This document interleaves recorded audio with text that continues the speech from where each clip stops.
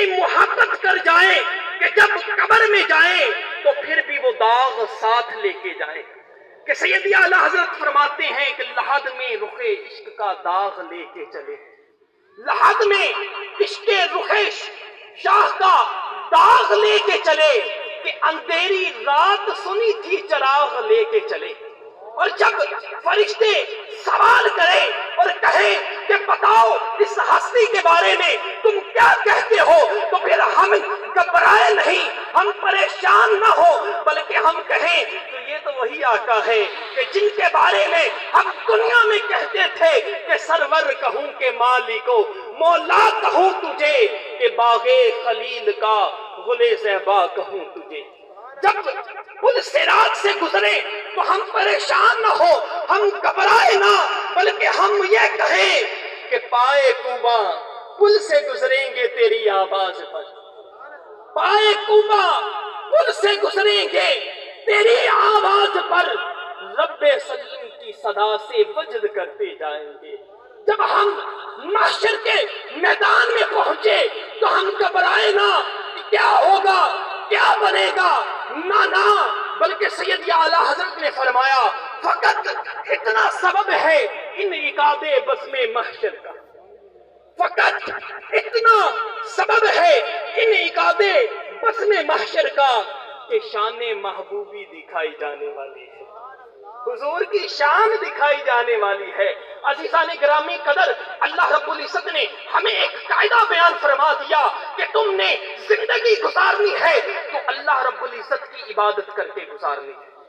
اللہ رب العزت کی عبادت کر کے گزارنی ہے، حضور صلی اللہ علیہ وسلم سے پیار کر کے گزارنی ہے، حضور سے محبت بھی والہانہ کرنا ہے، اور اللہ رب العزت کے بتائے ہوئے رستے پر بھی چل کر اپنی جب انسان زندگی گزارتا ہے تو عزیزان گرامی قدر یہ زندگی اگر دی ہے تو ہمیں دنیا طلب کرنے کے لیے نہیں، دنیا کے کاموں میں منہمک ہونے کے لیے ہمیں یہ زندگی نہیں دی، بلکہ اگر زندگی دی ہے تو یہ صرف اور صرف اللہ رب العزت کی عبادت کے لیے اور پیارے مصطفیٰ صلی اللہ علیہ وسلم کے ساتھ محبت کرنے کے لیے عطا. عزیزان گرامی قدر، ہماری عبادت کیسی ہو اور پیارے آقا صلی اللہ علیہ وسلم کی عبادت کیسی ہے.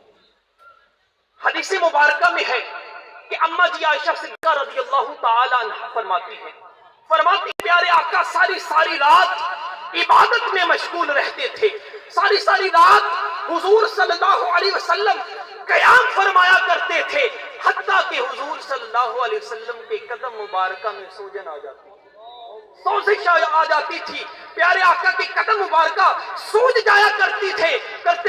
تو جب اماں جی عائشہ صدیقہ رضی اللہ تعالی عنہ عرض کرتی آقا آپ اتنی عبادت کیوں کرتے ہیں، حالانکہ آپ بخشوائے آقا ہیں، آپ تو اپنی امت کو بخشوائیں گے، آپ اتنی عبادت کیوں کرتے ہیں؟ تو حضور صلی اللہ علیہ وسلم نے فرمایا کہ اے عائشہ کیا میں اپنے رب کا برگزیدہ بندہ نہ بن جاؤں؟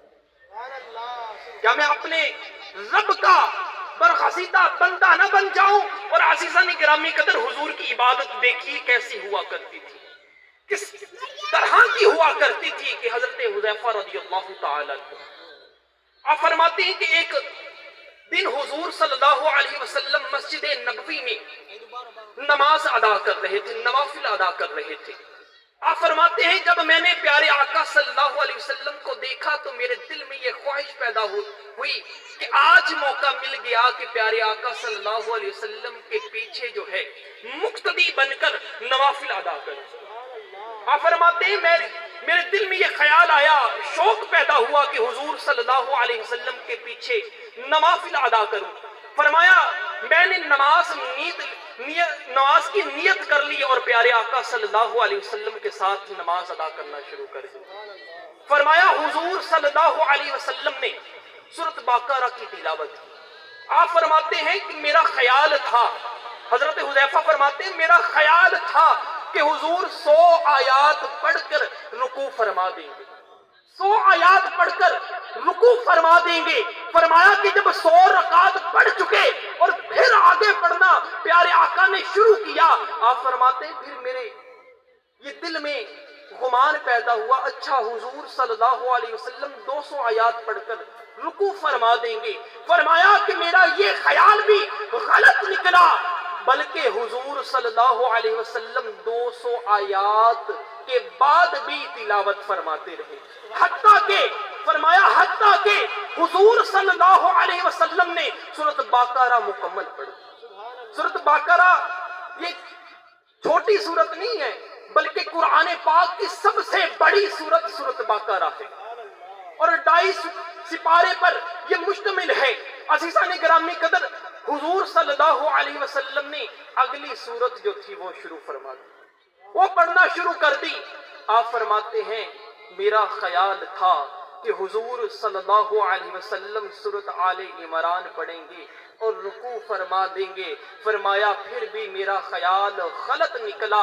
حضور صلی اللہ علیہ وسلم نے اگلی سورت پڑھنا شروع فرما دی، اگلی سورت کی تلاوت کرنا شروع فرما دی. حتیٰ کہ آپ فرماتے ہیں کہ حضور صلی اللہ علیہ وسلم نے سورۃ مائدہ پڑھ کر پھر رکوع فرمایا.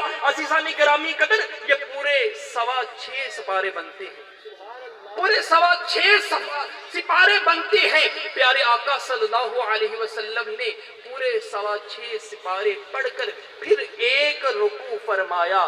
عزیزان گرامی قدر، حضرت حذیفہ رضی اللہ تعالی عنہ فرماتے ہیں جب اگلے رکوع کے لیے، جب اگلے قیام کے لیے کھڑے ہوئے تو حضور صلی اللہ علیہ وسلم نے سورۃ انعام کی تلاوت شروع فرمائی.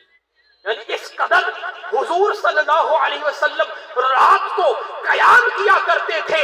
عزیزان گرامی قدر، کہیں آپ کے ذہن میں یہ خیال نہ پیدا ہو جائے کہ لگتا ہے پیارے آقا صلی اللہ علیہ وسلم دن بھر جو ہے وہ آرام فرماتے ہوں گے اور صرف رات ہی کو قیام کرتے ہوں گے. نہ عزیزان گرامی قدر، پیارے آقا صلی اللہ علیہ وسلم کے دن کی مصروفیات بھی اسی طرح زیادہ ہوا کرتی تھی. حضور ہماری اگر ذمہ داری جو ہے وہ صرف ایک گھر کی ہوگی، یعنی ہمارے جو ذمہ داری ہوگی وہ صرف ایک گھر کی ہوگی یا چند افراد کی ہوگی، لیکن پیارے آقا صلی اللہ علیہ وسلم 2 جہانوں کے والی ہیں. حضور پر تمام جہانوں کی ذمہ داری تھی. اللہ رب العزت کا پیغام بھی پہنچانا ہے، صحابہ کی بھی تربیت کرنی ہے، ازواج مطہرات کے حقوق کو بھی ادا کرنا ہے، غریبوں کی، مسکینوں کی، یتیموں کی ضرورت کو بھی پورا کرنا ہے. حتیٰ کہ جانور بھی اپنی فریادیں جو ہیں وہ حضور کی بارگاہ میں لایا کرتے تھے اور حضور ان کی فریادوں کو بھی سنا کرتے تھے.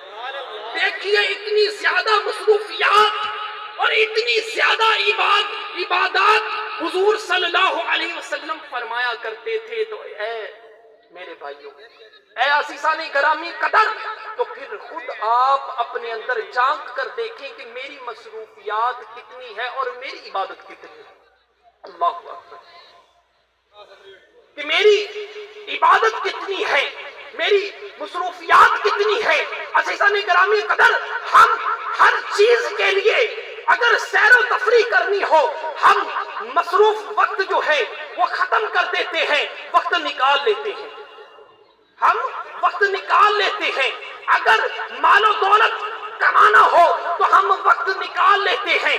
اگر کوئی میچ دیکھنا ہو تو ساری رات بیٹھ کر وقت نکال لیتے ہیں اور میچ کو دیکھ لیتے ہیں. عزیزان گرامی قدر، ذرا سوچیں کہ پیارے آقا صلی اللہ علیہ وسلم کی مصروفیات کتنی تھی اور عبادت کتنی تھی، اور میری مصروفیات کتنی ہے اور میری عبادت کتنی ہے. عزیزان گرامی قدر، امام جلال الدین رومی رحمت اللہ علیہ، آپ ایک مثال کے